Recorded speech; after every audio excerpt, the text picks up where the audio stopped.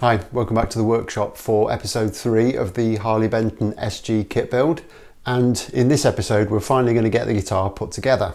However, for those of you who might have missed the first couple of episodes, there is one massive limitation to how I'm going to go about this build.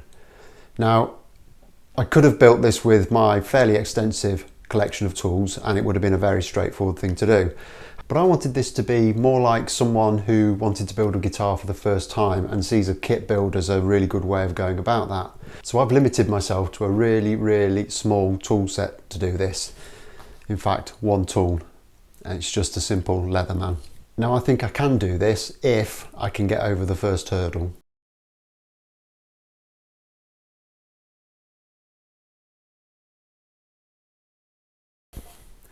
Okay, so I've read the instructions about how you should put this together, and they recommend that you start work on the neck first by fitting the tuners and then fitting the neck to the body. But as I'm working with a severely reduced tool set, I don't want to do that. And the reason being is I have to get all these studs in for the bridge and the tailpiece. And this is the only bit I'm really worried about because I'm not really quite sure how this is going to go. And one of those studs also holds in the ground wire from the tailpiece. And I think this is a real risk fitting it with the tools that I've got. So I'm going to tackle this first before anything else is fitted. So there's just less chance of damaging stuff. So to enable me to do this, I'm going to put all of these controls just loosely into the cavity, but I'm going to just slip the ground wire through the hole that it needs to go in. And once I'm sure that's in the right position, I'm just going to tape the cover in place just to hold everything out of the way while I'm fitting them.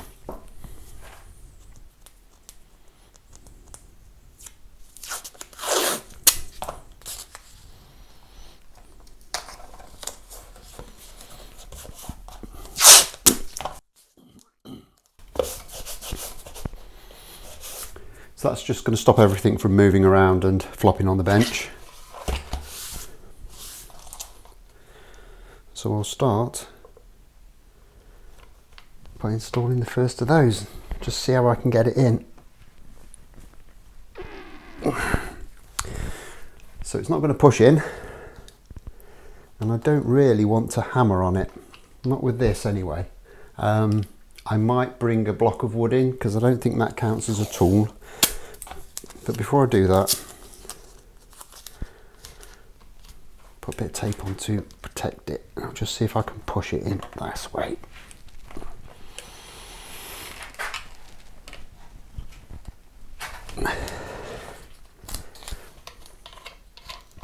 Yep. And that's gone in, so I'm just going to repeat that with the rest of them. This is where not being skinny comes in handy. Now I'm just going to take this little post out because it's a little bit more delicate than the other ones, and just see if these are the same thread, which they are, which is beautiful. I'm just going to do the same.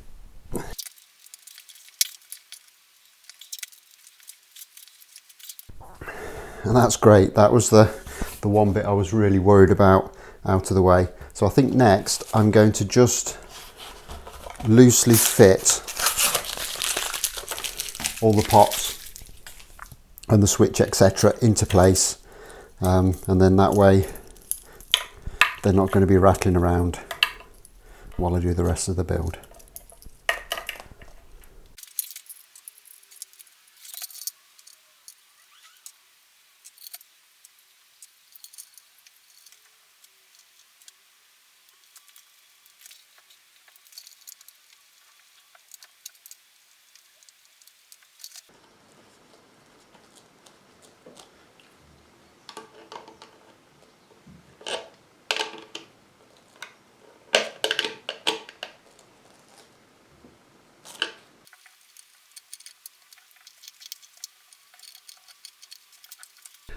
Okay, so that's all the controls kind of roughly put in place for the time being. And with that done, I'm kind of quite happy that I'm going to be able to assemble this now with just the one tool.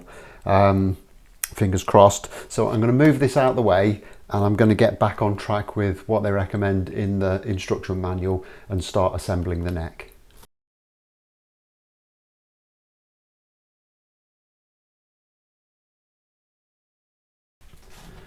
And the first part in that is to fit the tuners.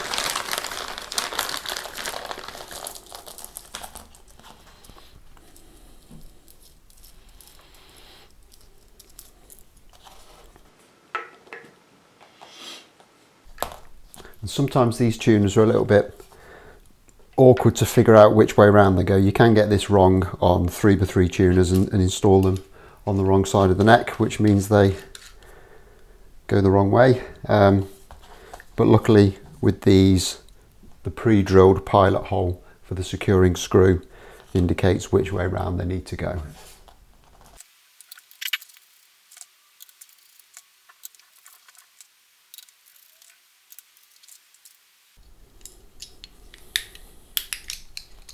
And get my screwdriver out again. Just put the securing screws in.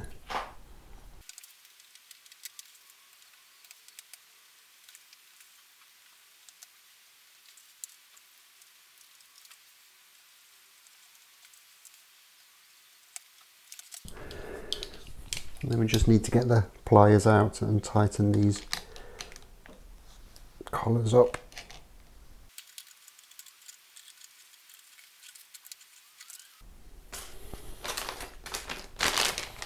Okay, so with that done, we can get this attached to the body.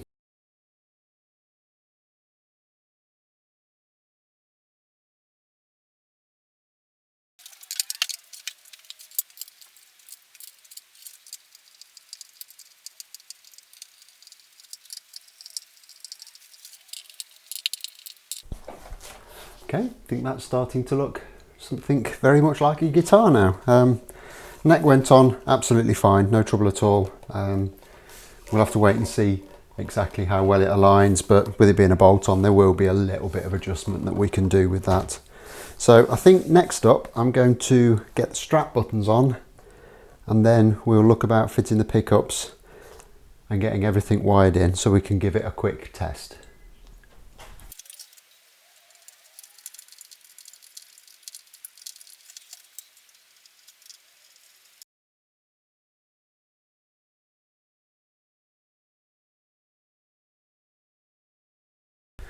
Okay, so time to get these pickups installed. A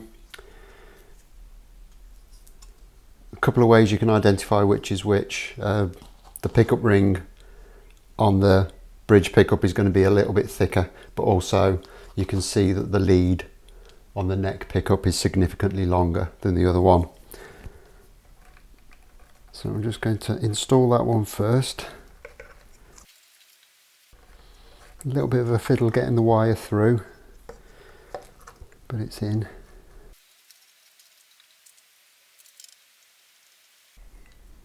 I'm just going to snug this up initially. I'm not going to tighten it right down, just to give myself a little bit of wriggle room if I need it.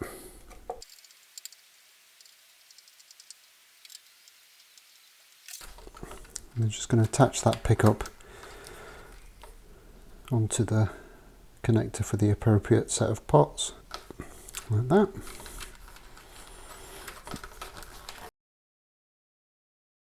And get the other one in.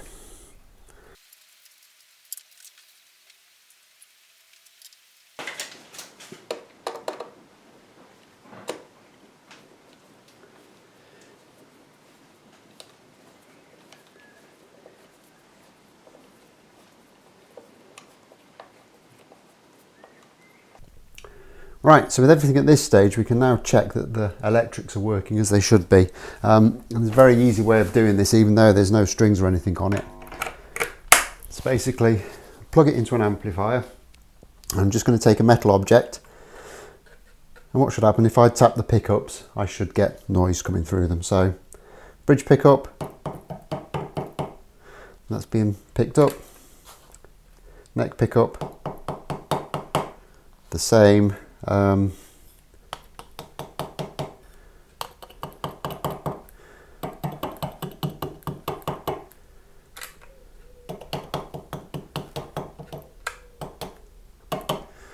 everything appears to be working as it should. So with that done, we can move on to the next stage, which is getting this little pick guard to fit. And at the moment, it doesn't really fit at all. So we just need to kind of have a jiggle around with the pickups and see if we need to remove a bit of material off this just to get it fitting nicely.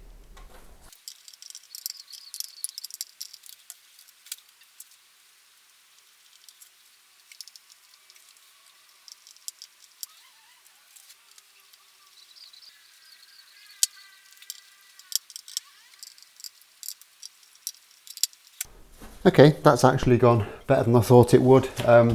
In the end, all I had to do was loosen off the pickup rings, and then this actually fitted okay then. And once it was in place, I could tighten the pickup rings up and we're all good. So next thing is I'm just going to fit the 4 control knobs.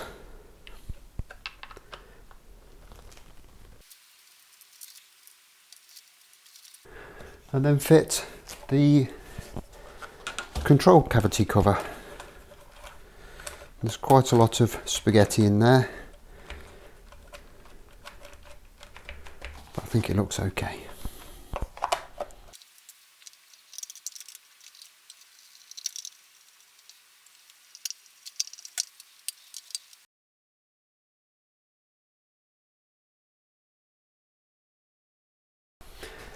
Okay, and that's everything pretty much on the guitar now, with the exception, of course, of the bridge and the tailpiece. So I'm just going to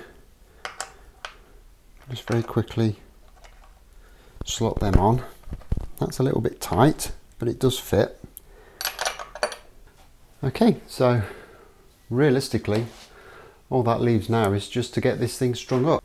Now, it came with a set of strings, and I'm not going to upgrade or customize this guitar in any way, shape or form. Apart from that, I'm not using those. Set of Ernie Ball hybrid slinkies, 9 to 46, which is my preferred string.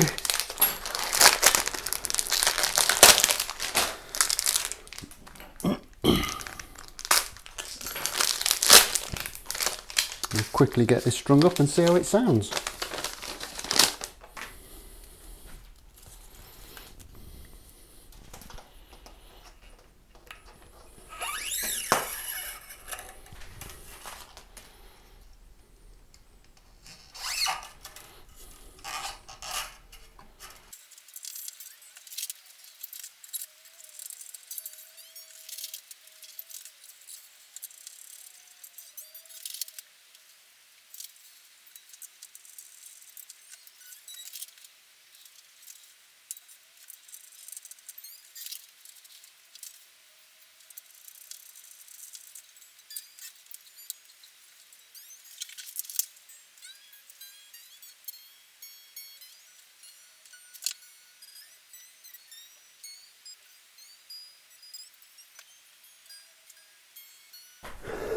Okay, so that's the strings on. I cheated ever so slightly and used a string winder, but I'm sure you'll forgive me. I've done a tiny little bit of adjustment on the bridge just to bring it up a little bit because it was choking out. Looking at that, it's probably gone up a little bit too much. But I'm not going to do any further setup work on this for the time being. I literally want to see what it sounds like and how it plays right out of the box, just with the basic throwing it together without any real setup work at all. And so far, so good. So the next is kind of my absolute favourite bit of any new guitar, is to get rid of all this plastic stuff. Perhaps should have done the pickups before I put the strings on.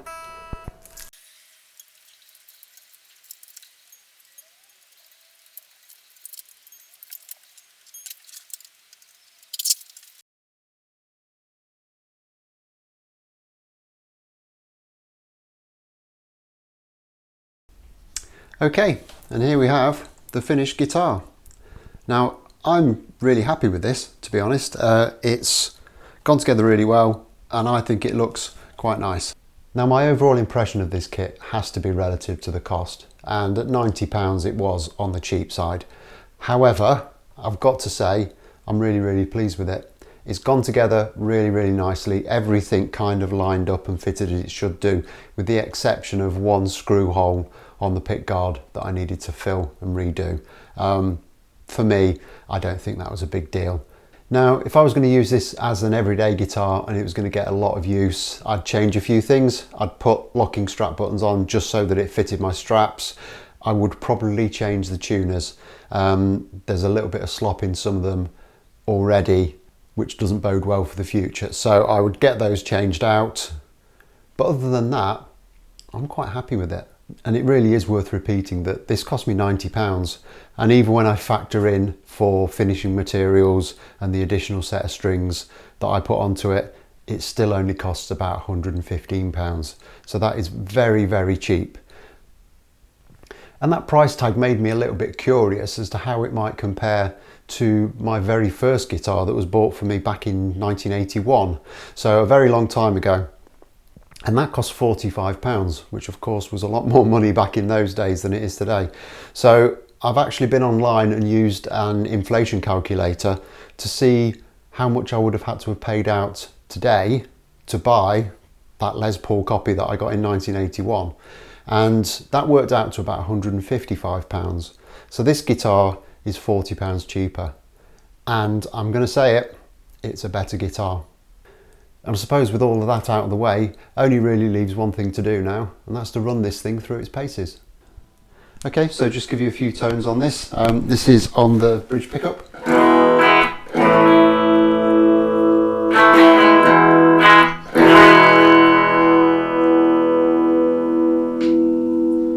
Middle position.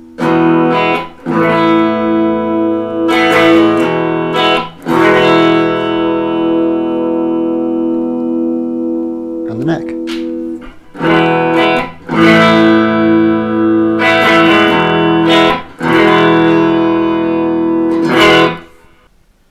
I think that sounds quite nice. Just for reference, I'm going straight into a Marshall Origin 20, just with a little bit of reverb added. But this being an SG, I'm now going to kick on a little bit of overdrive and we'll see what it sounds like in its natural habitat. And this is basically with the addition of a tube screamer with the drive and level set at about 3 o'clock.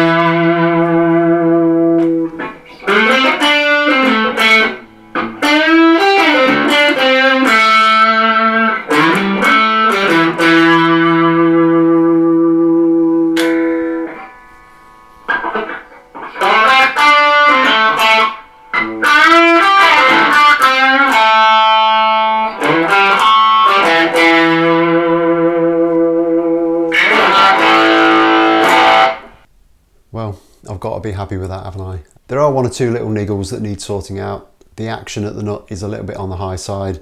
The intonation isn't quite perfect, and I think I need to do a little bit of work on the neck relief. But other than that, it's pretty much good to go. But all of that has made me think that if I was to end this series here, I'd only be doing half the job, because I might have made a fairly cheap instrument, but it's not right yet. So I'm going to add a 4th episode onto this series where I'm going to address the issues that are making this guitar less than perfect. But in the spirit of this series, I'm going to do it without spending a load of money on expensive tools. I'm not quite sure how I'm going to go about that yet, but I'll go away and I'll have a think about it, and I'll be back very, very soon with the last episode in this series. So until that point, thanks a lot for watching. Bye bye.